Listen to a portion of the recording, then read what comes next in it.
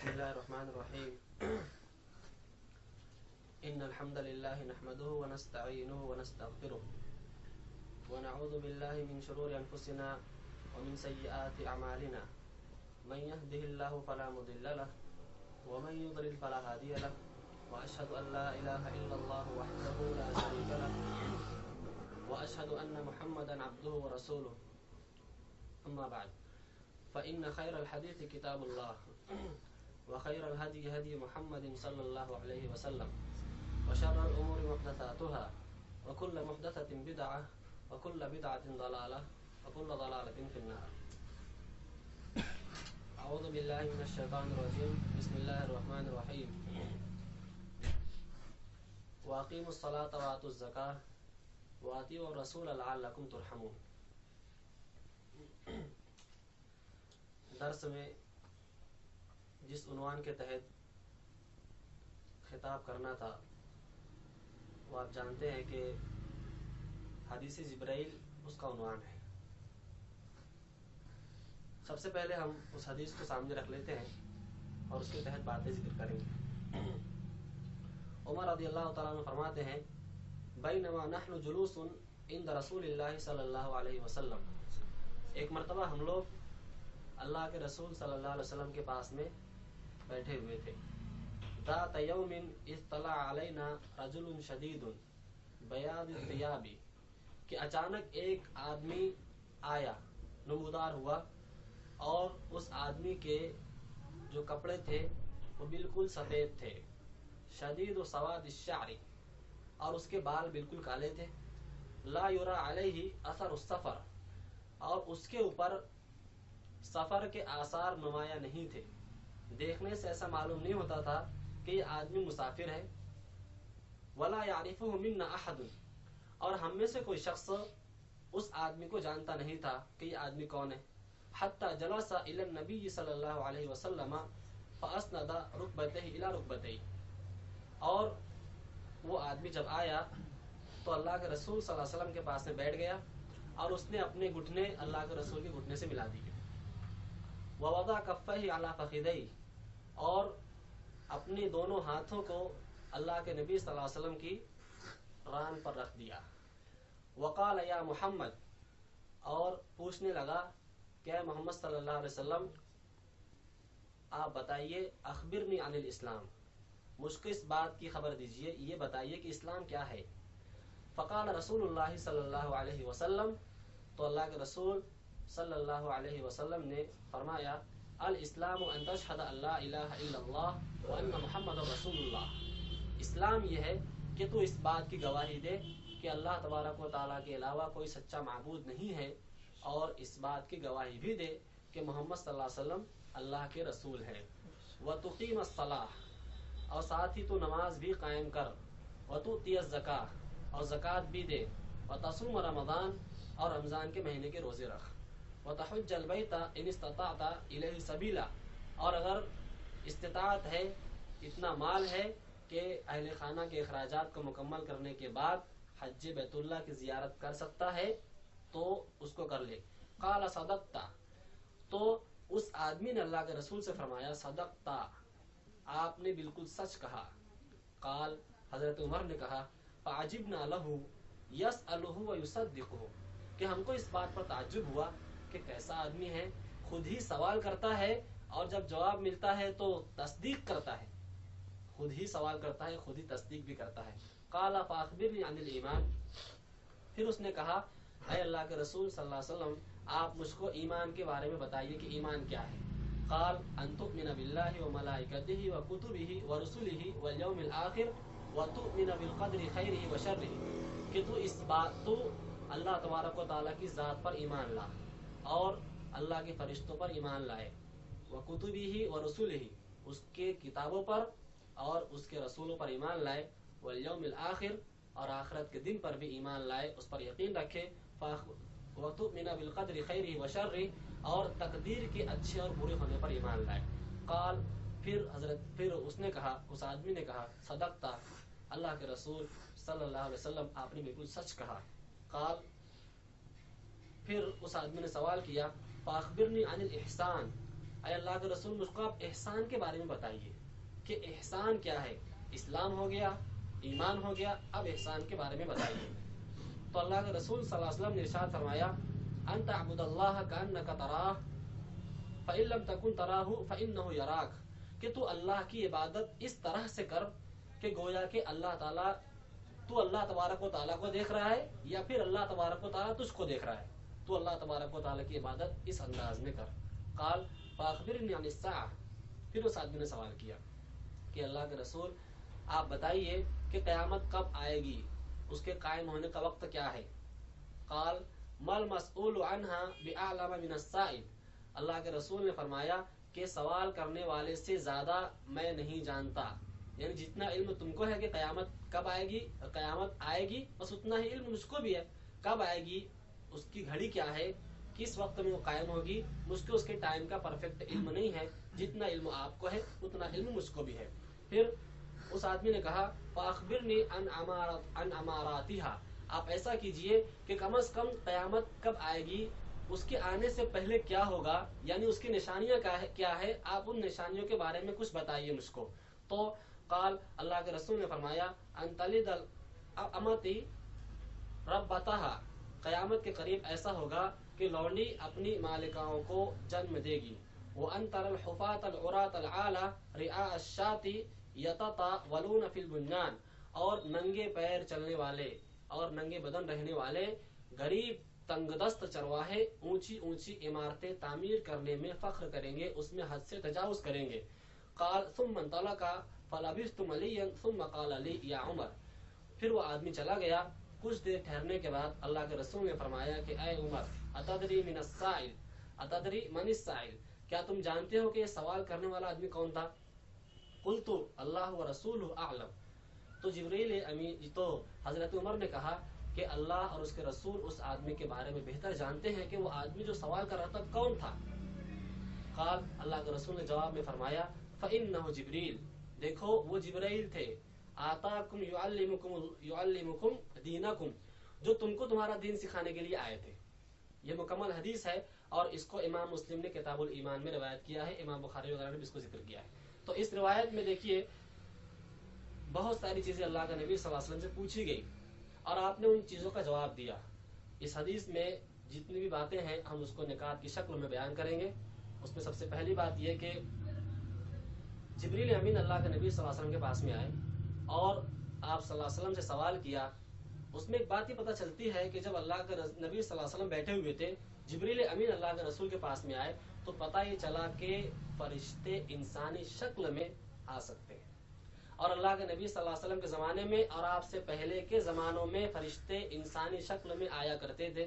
جیسا کہ حضرت ابراہیم علیہ السلام کے بارے میں آتا ہے کہ هل اتاك حديث ضيف ابراہیم المکرمین اذ دخلوا عليه فقالوا سلاما قال سلام قوم منکرون فراغ الى اهله فجاء بعجل سمین فقربه اليهم قال الا تاكلون, کہ کیا تم کو ابراہیم علیہ السلام کے پاس آنے والے مہمانوں کی خبر پہنچی. وہ جب آئے تو انہوں نے سلام کہا, ابراہیم علیہ السلام نے سلام کا جواب دیا, جواب میں سلام کہا اور اپنے اہل خانہ کی طرف رجوع ہوئے, اہل خانہ کی طرف گئے اور ایک بھنا ہوا بچڑا لایا ان کے سامنے رکھ دیا اور ان سے کہا الا تاکلون, تم کھاتے کیوں نہیں. جب دیکھا کہ وہ سامنے بھنا ہوا بچڑا رکھا ہوا ہے وہ کھا نہیں رہے تو حضرت ابراہیم نے سوال کیا تم کھاتے کیوں نہیں.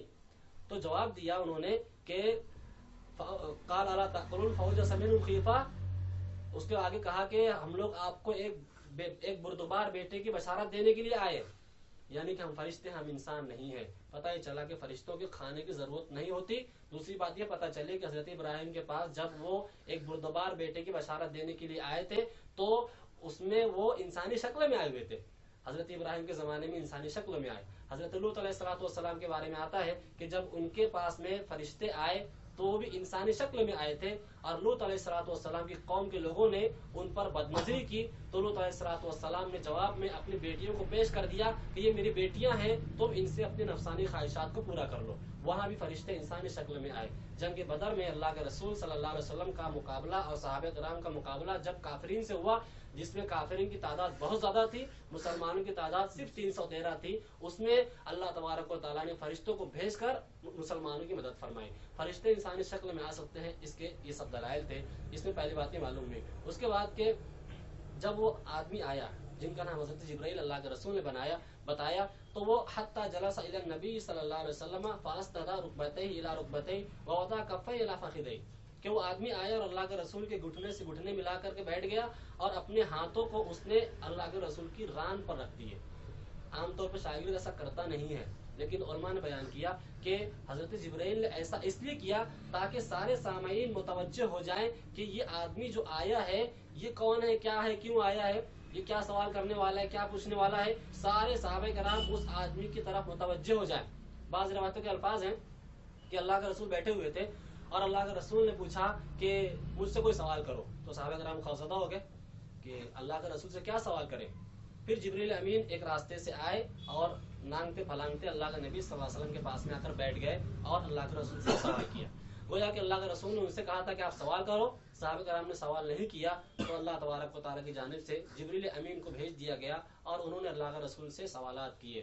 اس میں سب سے پہلا سوال انہوں نے کیا وقال یا محمد صلی اللہ علیہ وسلم، کہ اے محمد صلی اللہ علیہ وسلم آپ یہ بتائیے کہ اخبرنی عن الاسلام، اسلام کیا ہے، اسلام کس چیز کا نام ہے، اسلام کے احکام کیا ہے، اس کے اوامر کیا ہے، آپ اس کی تفصیل بتائیے۔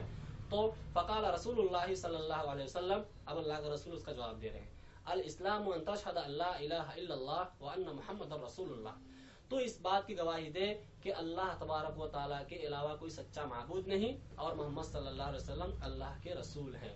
اس پر قدر تفصیل سے آپ کے سامنے اس سے پہلے بحث ہو چکی ہے، صرف چند جملوں میں اس کا مفہوم بیان کروں کہ ایک بندہ سچے دل سے اس بات کا یقین رکھے کہ اللہ تبارک و تعالیٰ ہی میرا معبود برحق ہے، اس کے علاوہ کوئی معبود نہیں ہے، ساتھ ہی وہ اللہ تبارک و تعالیٰ کو داتا مانے، اللہ ہی کو دستگیر مانے، اللہ تبارک و تعالیٰ کو ہی مشکل کشا مانے، اسی کو حاجت روا مانے، اسی کے لیے ہر قسم کے مراسم عبودیت کو خاص کر دے کہ میری ہر قسم کی عبادت اگر ہوگی تو صرف اللہ تبارک و تعالیٰ کے لیے ہوگی، اس واسطے کہ وہ میرا معبود ہے، اس نے مجھ کو پیدا کیا، وہ میری ضروریات کو مکمل کرتا ہے، میرے اہل خانہ کی کفالت کرتا ہے، کائنات کے ذرے ذرے کو اس رب نے پیدا کیا، کائنات کے ہر پتے پر اللہ تبارک و تعالیٰ کا مکمل کنٹرول ہے، اللہ تبارک و تعالیٰ کے حکم کے بغیر کائنات کا کوئی پتا نہیں ہلتا، اللہ تبارک و تعالیٰ کا حکم ہوتا ہے تو ایک ذرہ ادھر سے ادھر ہوتا ہے، اس کے حکم کے بغیر کچھ بھی نہیں ہوتا۔ یہ بندہ عقیدہ رکھے کہ میرا معبود وہ ہے جو کائنات میں ہر قسم کے تصرف کا اختیار رکھتا ہے، اس کے علاوہ کوئی کائنات میں پتہ ہلانے کا اختیار نہیں رکھتا۔ پھر جب بندہ کہتا ہے لا الہ الا اللہ، کہ اللہ کے علاوہ کوئی سچا معبود نہیں، تو اس میں وہ اس بات کا اقرار بھی کرتا ہے کہ میں نے اپنے رب سے یہ وعدہ کیا ہے کہ رب العالمین تو نے میرے نبی پر یعنی ہمارے نبی پر جو شریعت نازل کی ہے ہم اس شریعت کے مطابق مکمل طور پر زندگی گزارنے کا تجھ سے وعدہ اور عہد کرتے ہیں۔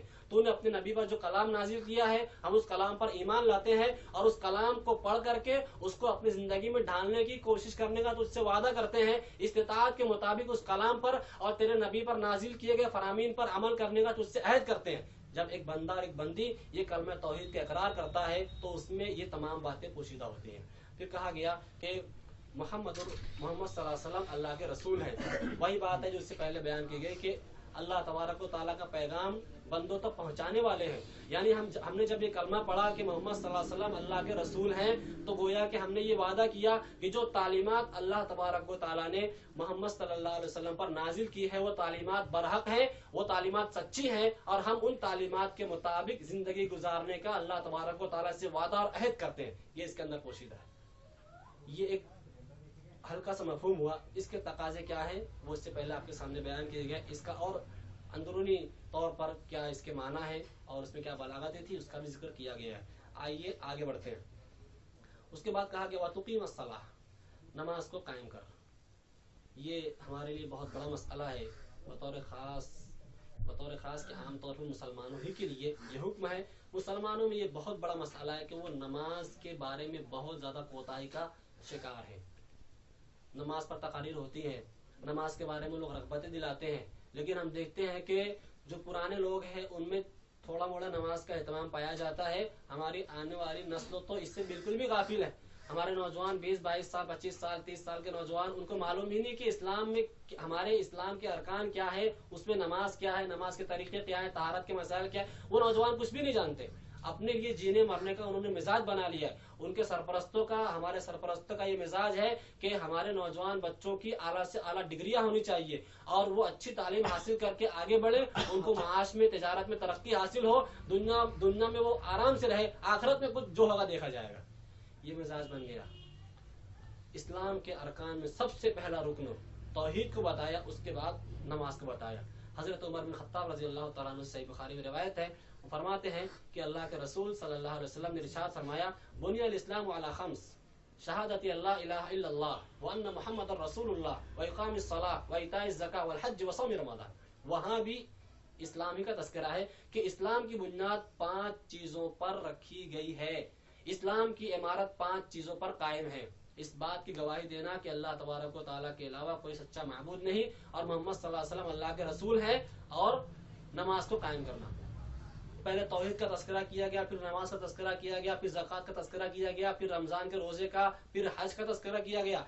सारे अरकान इस्लाम में पहला नंबर अल्लाह तबारक व तआला ने तौहीद का रखा, अल्लाह के रसूल ने तौहीद को बताया। इससे पता ही चलता है कि जिस बंदे के पास तौहीद नहीं है उसके बकिया अरकान इस्लाम के अल्लाह तबारक व तआला के जनाब में कबूल नहीं होंगे। ये इस्लाम के शरीयत के बहुत सारे नुसूस से साबित है। जैसा कि अल्लाह तबारक व तआला फरमाता है, वक़दिमना इला मा अमिलू मिन अमलिन फजअलनाहु हबा मंसूरा, हम उनके आमाल की तरफ मुतवज्जा होंगे और उनके आमाल को उड़ते हुए गर्दो गुबार की तरह बना देंगे। ये कौन लोग हैं? ये उन लोगों का तस्करा है जिनके पास अमल तो बहुत था।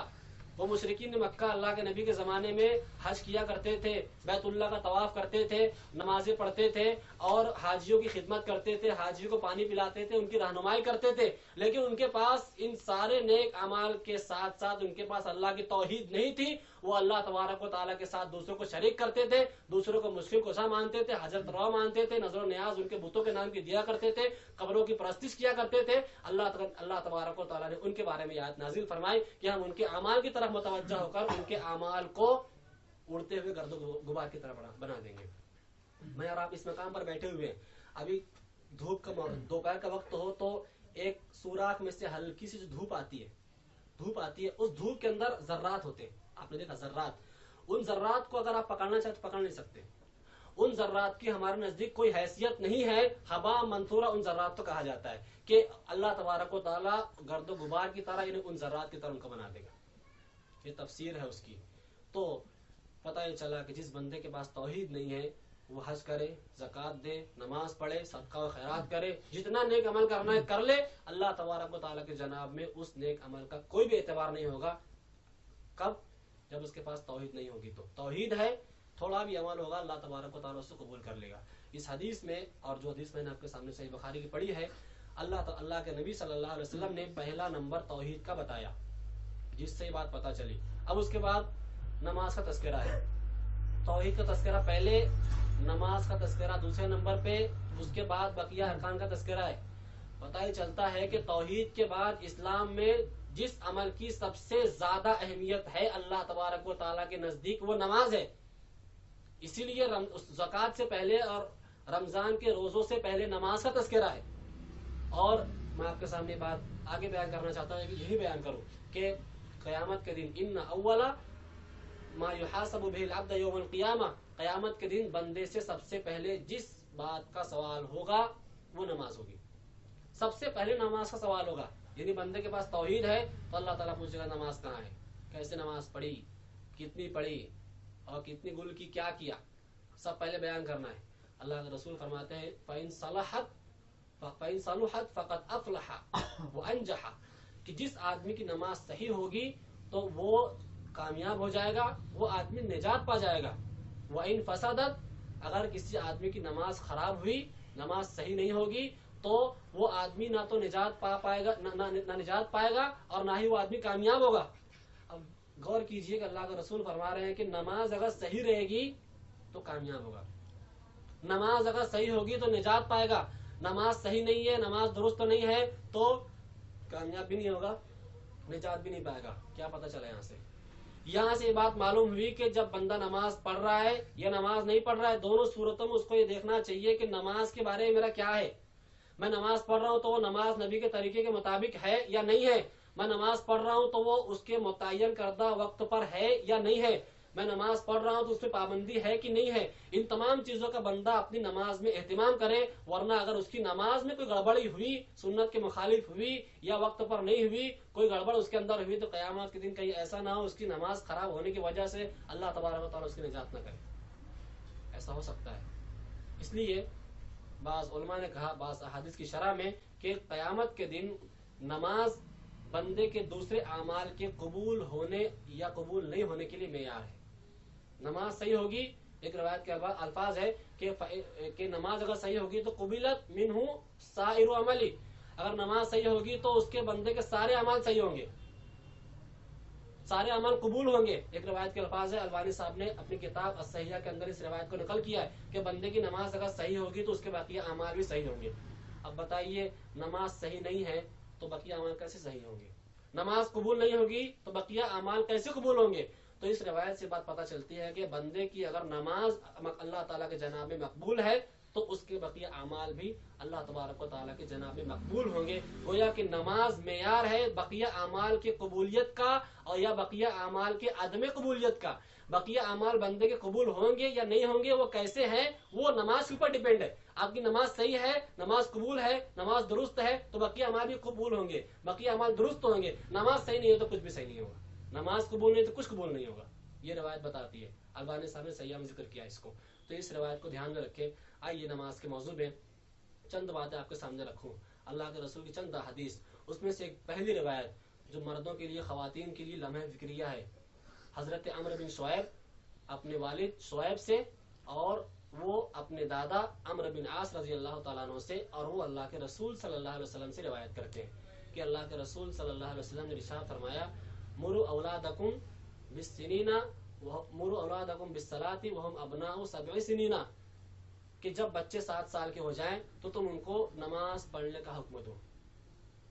وهم ابناء 10 سنین، اور جب بچے 10 سال کے ہو جائیں وضربوہم علیہا، اور نماز نہیں پڑھے تو تم ان کو نماز نہ پڑھنے پر مارو.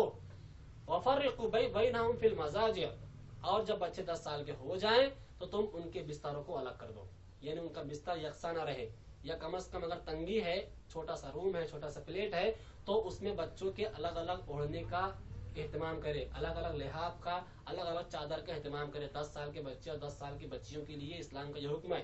اب میں پوچھتا ہوں کہ 7 سال میں 10 سال میں بچے پہ نماز فرض ہوتی ہے؟ 7 یا 10 سال میں بچہ بالغ نہیں ہوتا. جب بالغ نہیں ہوتا تو اس سے قلم چلایا نہیں جاتا. بالغ ہونے سے پہلے بندے کے اوپر کوئی عمل فرض نہیں ہوتا.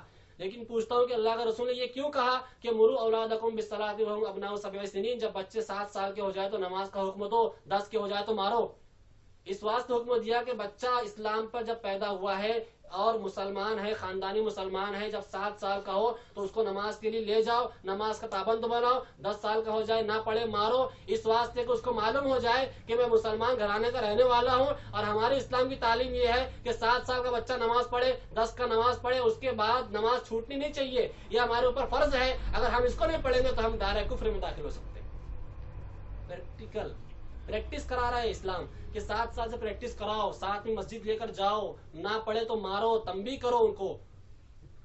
یہ نماز کا پابند بنانے کے لیے اسلام نے بچپن سے فکر کی. میں پوچھتا ہوں ہمارے مسلمانوں نے کتنی کوشش کی ہے اپنے بچوں کے لیے، جو شادی شدہ ہیں، جو بچوں والے ہیں، بزرگ ہو گئے، کتنی کوشش کی کہ ہماری آنے والی نسل اسلام کے ایک اعلیٰ ترین حکم، اعلیٰ ترین امر پر قائم رہے، اس کی پابندی کرے. کبھی سوچا ہی نہیں ہم نے اس زاویے سے. اللہ کے رسول کی یہ حدیث جو صحیح بخاری اور مسلم وغیرہ میں یہ پیغام دیتی ہے کہ ہمیں یا سرپرستوں کو کم از کم 7 سال کے بچوں کو یا 7 سال کے چھوٹے بھائیوں کو، یہ تو حکم والدین کے لیے ہے لیکن یہ ہماری ذمہ داری کہ ہمارے چھوٹے بھائی، ہماری چھوٹی بہنیں، ہم ان کو نماز کا پابند بنائیں. یہ بڑے بھائیوں کی بھی ذمہ داری ہے، اس کو بھی کرنا چاہیے. تو اس سے حدیث سے پتہ چلا کہ اسلام نے بچپن سے پریکٹس کرائی نماز کی. اس سے نماز کی اہمیت کی طرف اشارہ ہے کہ نماز کی کیا اہمیت ہے. نماز چھوڑ دو کام نہیں چلے گا. اللہ کے رسول صلی اللہ علیہ وسلم نے نماز کی فضیلت بیان کرتے ہوئے ارشاد فرمایا کہ صحابہ کرام سے پوچھا بتاؤ اگر تمہارے دروازے کے پاس میں سے دروازے کے پاس نہر ہو اور تم اس نہر میں، اس حوض میں دن بھر میں 5 مرتبہ غسل کرو تو کیا تمہارے جسم پر کوئی میل کچیل گندگی باقی رہے گی؟ تو صحابہ کرام نے کہا اللہ کے رسول نہیں. تو اللہ کے رسول صلی اللہ علیہ وسلم نے فرمایا کہ یہی مثال 5 نمازوں کی ہے. جب بندہ نماز پڑھتا ہے تو اس کے ذریعے سے بندے کے جسم سے گناہ جھڑ جاتے ہیں. یہ مثال ہے 5 نمازوں کی. کتنا فائدہ ہے نماز کا. گناہ جھڑ جاتے ہیں مطلب یہ کہ صغیرہ گناہ جھڑتے ہیں, چھوٹے گناہ. بڑے گناہ بغیر توبہ کے معاف نہیں ہوتے, اس کو یاد رکھیں. اللہ کے رسول صلی اللہ علیہ وسلم ایک مرتبہ پتجھڑ کے موسم میں اپنے گھر سے باہر نکلے. حضرت ابو ذر کہتے ہیں کہ اللہ کے رسول صلی اللہ علیہ وسلم باہر نکلے اور آپ نے درخت کے ایک ٹہنی کو پکڑ کر کے اس کو ہلایا. جب ہلایا تو اس درخت کی ٹہنی سے پتے جھڑنے لگے. تو حضرت ابو ذر رضی اللہ تعالیٰ عنہ سے اللہ کے رسول صلی اللہ علیہ وسلم نے فرمایا, ابو ذر دیکھو جب بندہ نماز پڑھتا ہے نا تو اس کے نماز پڑھنے کی وجہ سے اس کے گناہ اس کے جسم سے ایسے ہی جھڑتے ہیں جیسے اس خشک درخت کے پتے جھڑ رہے ہیں. صغیرہ گناہ جھڑتے ہیں بندے کے نماز پڑھنے سے. سنن طبرانی وغیرہ کی روایت میں کہ اللہ کے رسول صلی اللہ علیہ وسلم فرماتے ہیں کہ ہر نماز کے وقت ایک فرشتہ پکارتا ہے کہ لوگوں اٹھو اس آگ کو بجھانے کے لیے جس آگ کو تم نے اپنے گناہوں کی وجہ سے جلا رکھا ہے, بھڑکا رکھا ہے. نماز گناہ جھاڑ رہی ہے. انسان کے گناہ کی وجہ سے جہنم کی جو آگ بھڑک چکی ہے جس میں اس کو ڈالا جائے گا, بندے سے فرشتہ کہتا ہے کہ اللہ کے بندوں اٹھو اور اس آگ کو اپنی نماز کے ذریعے سے بجھانے کی کوشش کرو. گویا کہ پتہ چلا کہ نماز کے ذریعے سے جہنم کی آگ ٹھنڈی ہوتی ہے جو ہمارے لیے جلائی گئی ہے, جس میں ہمارا حصہ ہے. اگر ہمارا اس میں حصہ ہے تو نماز کے ذریعے سے اللہ تبارک و تعالیٰ اس کو ٹھنڈا کرتا ہے. یہ روایت سے معلوم ہوا. اللہ کے رسول صلی اللہ علیہ وسلم فرماتے ہیں کہ جب ایک آدمی اپنے گھر سے نکلتا ہے, اپنے گھر میں اچھی طریقے سے طہارت کرتا ہے, یعنی طہارت سے مراد کیا ہے, وضو کرتا ہے, یا اگر غسل کی حاجت ہے تو غسل کرتا ہے, تو اس کے بعد اللہ تبارک و تعالیٰ کے گھروں میں سے کسی گھر میں جاتا ہے, یعنی مسجد میں سے کسی مسجد میں جاتا ہے تاکہ وہ اللہ تبارک و تعالیٰ کے فرائض میں سے کوئی فریضہ ادا کرے, یعنی فرض نماز وغیرہ پڑھے. تو اس کے قدم جب گھر سے نکلا ہے مسجد تک کے, اس کے قدم ایسے لکھے جاتے ہیں کہ پہلا قدم اس کے گناہوں کو مٹاتا ہے اور دوسرا قدم نیکیوں کو لکھاتا ہے. ایک قدم کے بدلے نیکی لکھی جاتی ہے, دوسرے قدم کے ذریعے سے ہر قدم پر اللہ تبارک و تعالیٰ اس سے گناہوں کو مٹاتا ہے. بتائیے کتنی فضیلت ہے نماز کی. گھر سے وضو کیا, طہارت حاصل کی, مکمل غسل کیا, ضرورت ہے تو نکلا, ایک قدم پہ گناہ جھڑ رہے. 100 قدم چلا تو 100 گناہ جھڑ گئے, 200 قدم چلا تو 200 گناہ جھڑ گئے. لیکن یہ فضیلت سواری پر سوار ہونے والے کے لیے نہیں ہے, یہ پیدل چلنے والے کے لیے. اس کو دھیان رکھے.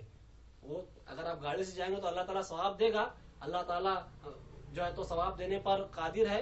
لیکن ایسا ہے کہ اس حدیث میں جو فضیلت بیان کی گئی ہے وہ پیدل چلنے والے کے لیے ہے کہ پیدل چلے گا تو ایک قدم کے بدلے اللہ تعالیٰ نیکی لکھے گا اور ہر قدم پر اللہ تبارک و تعالیٰ اس کے گناہوں کو مٹائے گا. یہ اس روایت سے بھی نماز کی فضیلت اور اس کی اہمیت کی طرف اشارہ ہے.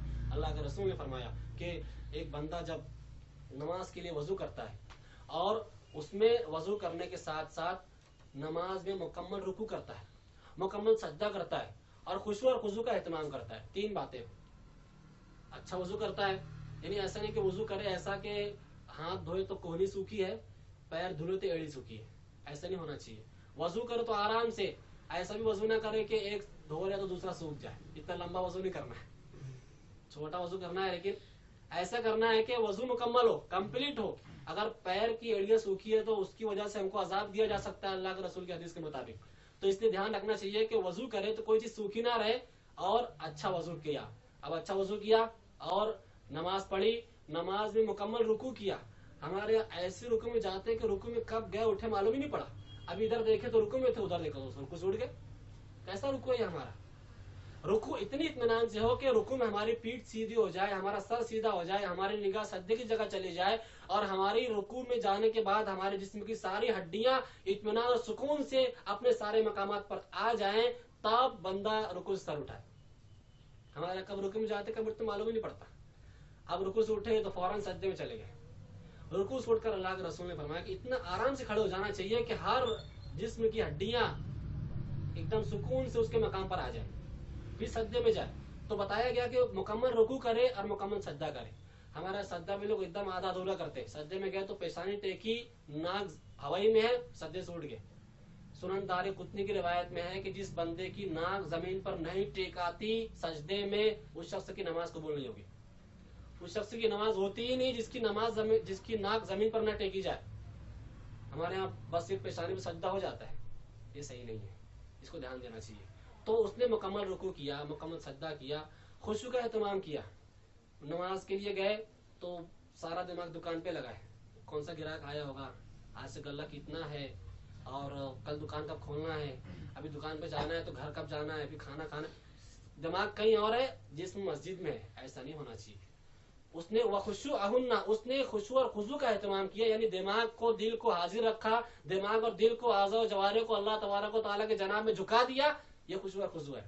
جب اس نے ایسا کیا تو کیا ہوگا؟ کان علی اللہ عہد ان یغفر لہ، ایسے شخص کے لیے اللہ تبارک و تعالیٰ کا یہ وعدہ ہے کہ اللہ تبارک و تعالیٰ ایسے آدمی کو معاف کر دے گا. کسی مولوی صاحب کا، کسی مفتی صاحب کا، کسی حاکم کا وعدہ نہیں ہے. یہ اس رب کا وعدہ ہے جس کے بارے میں کہا گیا انک لا تخلف المیعاد، کہ اللہ تبارک و تعالیٰ تو وعدے کی خلاف ورزی نہیں کرتا. اگر ہم اپنے معاملات میں سچے ہیں، اللہ تبارک و تعالیٰ اپنی مغفرت کو نوازنے سے مکرے گا نہیں. وہ اللہ تبارک و تعالیٰ ہم کو اپنی مغفرت سے نواز کے رہے گا اگر ہمارا کردار ویسا ہے تو. انک لا تخلف المیعاد، اللہ تعالیٰ ہرگز وعدے کی خلاف ورزی نہیں کرتا. وعدے کی خلاف ورزی تو ہم کرتے ہیں، ہمارے کردار میں فالٹ ہے، ہماری سوچ میں فالٹ ہے. اللہ تبارک و تعالیٰ اپنے بندوں کے بارے میں برا نہیں چاہتا. ما یفعل اللہ بعذابکم ان شکرتم وآمنتم، اگر تم شکر کرنے والے بن جاؤ اور اہل ایمان والے بن جاؤ، ایمان والے بن جاؤ، تو اللہ تبارک و تعالیٰ تم کو عذاب دے کر کیا کرے گا؟ پتہ ہے چلا کہ بندے کے اوپر اللہ تعالیٰ کا جو عذاب دنیا میں آتا ہے اور جو عذاب آخرت میں آئے گا وہ اس سے کرتوت کی وجہ سے ہوگا. اس میں اللہ تبارک و تعالیٰ کی کوئی غلطی نہیں ہوگی. اللہ تعالیٰ عادل ہے، انصاف کرنے والا ہے.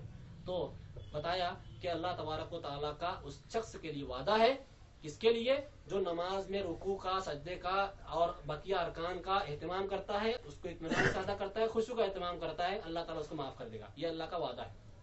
پھر آگے فرمایا کہ جو ایسا نہیں کرتا، یعنی رکوع اچھا نہیں کرتا، سجدہ نہیں کرتا اچھی طریقے سے، گڑبڑ کرتا ہے اس کے اندر، اور خشوع کا اہتمام نہیں کرتا، یا نماز ہی نہیں پڑھتا، خالی جمعہ 2 رکعت بس. جمعن بھائی ہیں ہمارے، کچھ بہت سارے جمعن بھائی ہوتے ہیں، بس جمعہ کو 2 رکعت پڑھتے ہو. اور ظہر میں گئے بھی تو کبھی دن بھر میں ظہر میں گئے، کبھی عشاء میں چلے گئے، بس ہو گئی نماز. یہی ان کے یہاں اسلام. فرمایا کہ جو شخص ایسا نہیں کرتا، یعنی نماز نہیں پڑھتا، یا نماز پڑھتا ہے تو رکوع پورا نہیں کرتا، سجدہ اچھی طریقے سے نہیں کرتا، اس میں خشوع کا اہتمام نہیں کرتا، تو ایسے شخص کے لیے اللہ تبارک و تعالیٰ کا کوئی وعدہ نہیں ہے. اللہ تعالیٰ چاہے گا تو بخش دے گا، چاہے گا تو عذاب دے گا. پھر اللہ تبارک و تعالیٰ کی مرضی اور اس کی منشا پر اس کا معاملہ موقوف ہوگا. کس کا؟ جو نماز نہیں پڑھتے. سوچئے کہ ہمارا شمار کن لوگوں میں ہوگا؟ ان لوگوں میں جن سے اللہ نے وعدہ کیا ہے. خواتین بھی غور کرے کہ اگر وہ نمازی ہیں، سنت کی پابندی کرنے والی ہیں، تو ان کے لیے بھی